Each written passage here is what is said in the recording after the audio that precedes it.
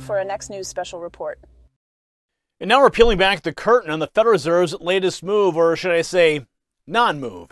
It's a story of hope over strategy, a gamble with the nation's economic future.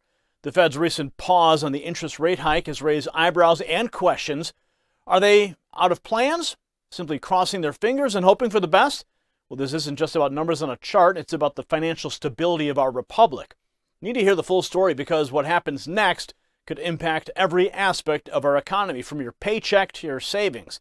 You don't want to miss my final thought, a crucial piece of this complex puzzle. So stay with us as we dive deep into the heart of the Fed's strategy, or lack thereof.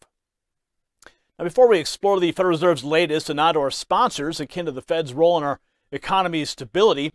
They're the fiscal policy driving our news delivery, and supporting them is like investing in our mission for economic insight. Our national debt soaring from $6 to $34 trillion in 2 decades reflects in gold's rising value, much like the Fed's balance between inflation and growth. Patriot Gold Group, offering a no-fee-for-life IRA, mirrors this stability amidst the volatility. When you cite Next News with them, it strengthens our goal of informed economic journalism. As we scrutinize the Fed's cautious strategies, remember, engaging with Patriot Gold Group reinforces your understanding of our financial system. Give them a call, 888-857-9437, for a free guide to navigate these uncertain times just as we navigate economic complexities together. Now, the Federal Reserve's Open Federal Market Committee recently held a target policy interest rate at 5.5%, a pause that signals uncertainty at best, incompetence at worst. The Fed hopes that this move will rein in inflation while avoiding high unemployment, but hope is not a strategy. This pause isn't just a momentary breather, it's a sign of a deeper issue. The Fed, for all its expertise in data, essentially admits it's guessing. Chairman Jerome Powell's own words betray this uncertainty. He confessed the inability to pinpoint the neutral rate in real time. This lack of precision isn't a minor oversight, it's a fundamental flaw in the Fed's approach. Watch. Obviously, we're monitoring, we're attentive to the increase in longer-term yields, and which have contributed to a tightening of broader financial conditions since the summer. As I mentioned, persistent changes in broader financial conditions can have implications for the path of monetary policy. In this case, the tighter financial conditions we're seeing from higher long-term rates, but also from other sources like the stronger dollar and lower equity prices, could matter for future rate decisions as long as two conditions are satisfied. The first is that the tighter conditions would need to be persistent, and that is something that remains to be seen. But that's critical. If things are fluctuating back and forth, that's not what we're looking for. With financial conditions, we're looking for persistent changes that are material. The second thing is that the longer-term rates that have moved up, they can't simply be a reflection of expected policy moves from us. That we would then, if we didn't follow through on them, then the rates would come back down. So, and I would say on that, it does not appear that an expectation of higher near-term policy rates is causing the increase in longer-term rates. So, in the meantime, though, perhaps the most important thing is that these higher Treasury yields are showing through to higher borrowing costs for households and businesses, and those higher costs are going to weigh on economic activity to the extent this tightening persists. And, the mind's eye goes to the 8%, near 8% mortgage rate, which could have, pretty significant effect on housing. So that's how I would answer your question.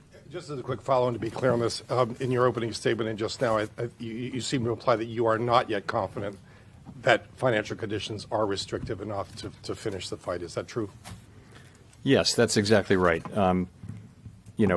To say it a different way, we haven't made any decisions about future meetings. We have not made a determination, and we're not. I will say that we're not confident at this time that we've reached such a stance. We're not confident that we haven't, but we're not confident that we have, and that is the way we're going to be going into these future meetings, is to be just determining the extent of any additional further policy tightening that may be appropriate to return inflation to 2% over time. Now, the Fed's strategy, or lack thereof, has become a game of wait and see. Each meeting seems to be a roll of the dice, a flip of a coin. Their recent press release is a masterclass in vague language, essentially stating they'll adjust policy as needed based on incoming data. This isn't foresight, it's hindsight masquerading as policy. For years, we've been told the Fed is the guardian of economic stability, armed with the best economists and data models, yet now we see them for what they are.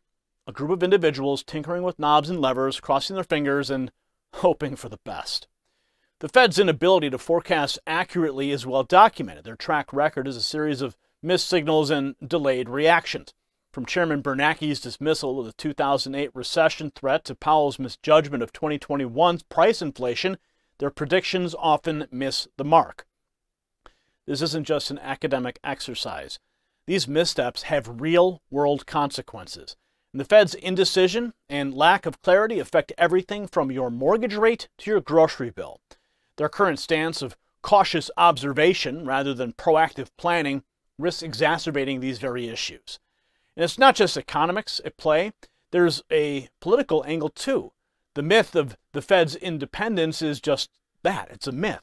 They are at their core a political entity making decisions with an eye on the short-term electoral cycle rather than the long-term health of our republic's economy. Their balancing act is precarious. On one hand, they must manage inflation and maintain credibility.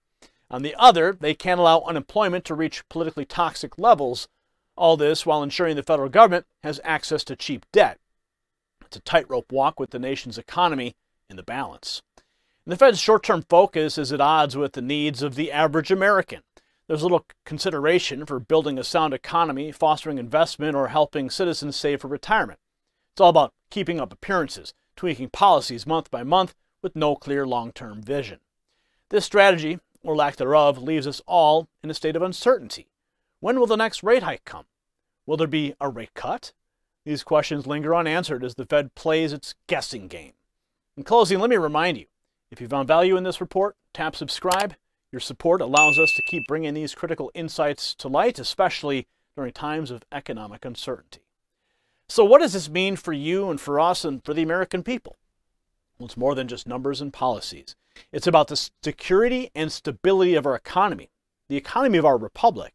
The Fed's current approach is hope for the best strategy. Well, it's a risky game with high stakes. It reflects a lack of foresight and planning that could have far-reaching consequences. As Americans, we deserve better. We deserve a Federal Reserve that is not only transparent, but also proactive and strategic in its decision-making. Or why not just end it altogether, right? Our economic future should not hinge on guesswork or political maneuvering. It's time for a change, for a Fed that aligns with long-term interests of the American people, not just the short-term political goals. And that's why this story matters, why it demands our attention. It's not just about the Federal Reserve, it's about the future of our nation. And as far as I'm concerned, we could do without it. Congratulations, you made it to the end of the video. Now keep up your quest for truth with this next news report. And if you found our channel enlightening, join the millions who agree with you. Tap subscribe. Thank you for watching the Next News Network.